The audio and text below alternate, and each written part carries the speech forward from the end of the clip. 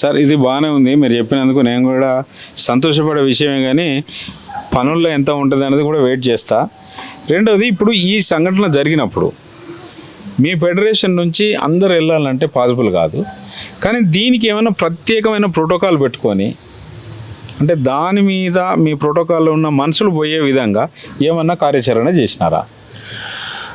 యాక్చువల్గా ఏంటంటే అండి, ఇప్పుడు మీరు అడిగిన ప్రశ్నకి ఇప్పుడు ఒక ఇన్సిడెంట్ జరిగింది. ఒక హాస్పిటల్లో ఒక డాక్టర్ దగ్గర ఒక ఇన్సిడెంట్ జరిగింది.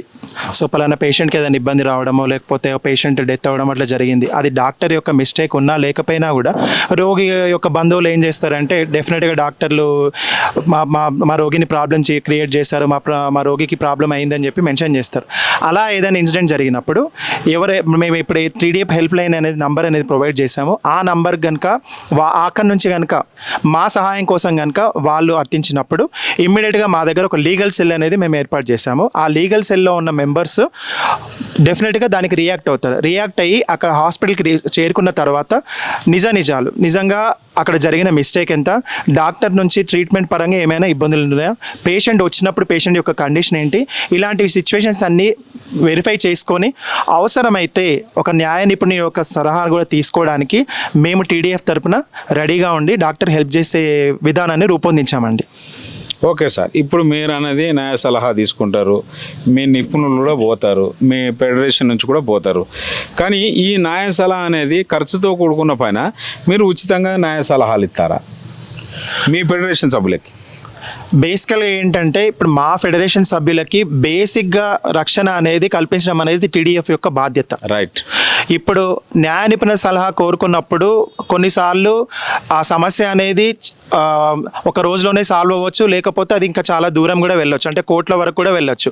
కోర్టుల వరకు వెళ్ళినప్పుడు ఎవరైతే డాక్టర్ ఉన్నారో వాళ్ళ ఆ సహాయం తీసుకొని మా న్యాయ నిపుణులతో చర్చించి దాని పరంగా మేము ఈ ఆర్థిక విధానాలని ఫైనాన్షియల్గా డిసైడ్ చేసుకొని మేము ముందుకెళ్దామని సిచ్యువేషన్ బట్టి ఆ విధంగా ముందుకెళ్దాం అనుకుంటున్నాం. అంటే కంపల్సరీ మీరైతే న్యాయ సలహా ఇవ్వడానికి రెడీగా ఉన్నారు.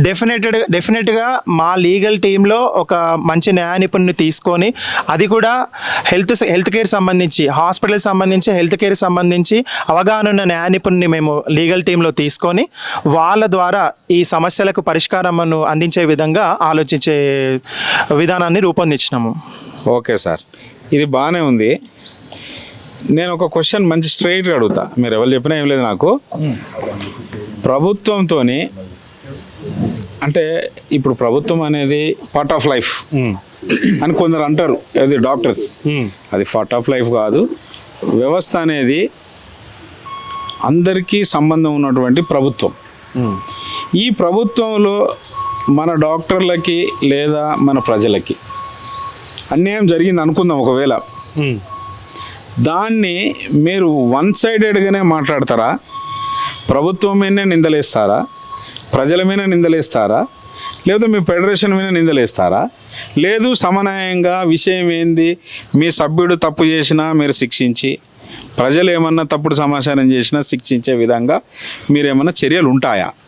యాక్చువల్లీ మన తెలంగాణ డాక్టర్ ఫెడరేషన్ అనేది ఎందుకు స్థాపించామంటే మెయిన్గా డాక్టర్స్ ఫెటర్నిటీ గురించి స్థాపించామండి. సో మేము ఏ ప్రభుత్వం గురించి అంటే ఏ ప్రభుత్వంతో కలిసి పనిచేస్తాం, అంటే వాళ్ళకి ఏమైనా వాళ్ళకి ఏమైనా ప్రాబ్లమ్స్, అంటే ఏమైనా మన డాక్టర్స్ నుంచి ఏమైనా ఫాల్ట్స్ ఉన్నాయా, నిజాలు దానిలో జరిగిన మొత్తం అంతా కనుక్కొని మేము ప్రభుత్వంలో ఏమైనా ఫాల్ట్స్ ఉంటే వాళ్ళకి ఎగెన్స్ట్గా వెళ్ళడం కానీ, లేదా మన డాక్టర్ సైడ్ ఏమైనా అంతా కరెక్ట్గానే ఉంటే డాక్టర్ని సపోర్ట్ చేయడం అన్నది జరుగుతుందండి. ఓకే, ఇప్పుడు మీరు కనుక చర్యలు ఉంటే అక్కడ నిజంగానే మీ ఫెడరేషన్ సభ్యుడు ఉన్నాడు అనుకుందాం, ఏదన్నా తప్పుడు ట్రీట్మెంటో లేదంటే తప్పుడు సమాచారం చేస్తే మీరు నిజంగా ఆయన మీద యాక్షన్ తీసుకుంటారా? బేసికల్గా ఏంటంటే సార్, ఇప్పుడు తెలంగాణ డాక్టర్ ఫెడరేషన్ అనేది ఏర్పడింది డాక్టర్ల సంక్షేమం కోసము. అట్ ద సేమ్ టైం ఒక డాక్టర్ తప్పు చేసినా సమర్థించే పరిస్థితుల్లో ఎప్పుడు కూడా తెలంగాణ డాక్టర్ ఫెడరేషన్ అనేది ఉండదు. ఎప్పుడైనా సరే ప్రజారోగ్యంలో డాక్టర్ అనేవాడికి చాలా కీలకమైన వ్యక్తి అయినప్పటికీ అక్కడ నెగ్లిజెన్సీ, డాక్టర్ పరంగా నెగ్లిజెన్సీ జరిగినప్పుడు, నిజ నిర్ధారణ అనేది జరుగుతున్నప్పుడు డెఫినెట్గా ఒక డాక్టర్ కనుక మిస్టేక్ చేసినట్టయితే అకార్డింగ్ టు చట్ట ప్రకారం అతను శిక్షార్హుడు. దానికి మేము ఎప్పుడు సపోర్ట్ చేస్తాం. థ్యాంక్ యూ, ఇది మంచి ఆన్సర్ నాకు.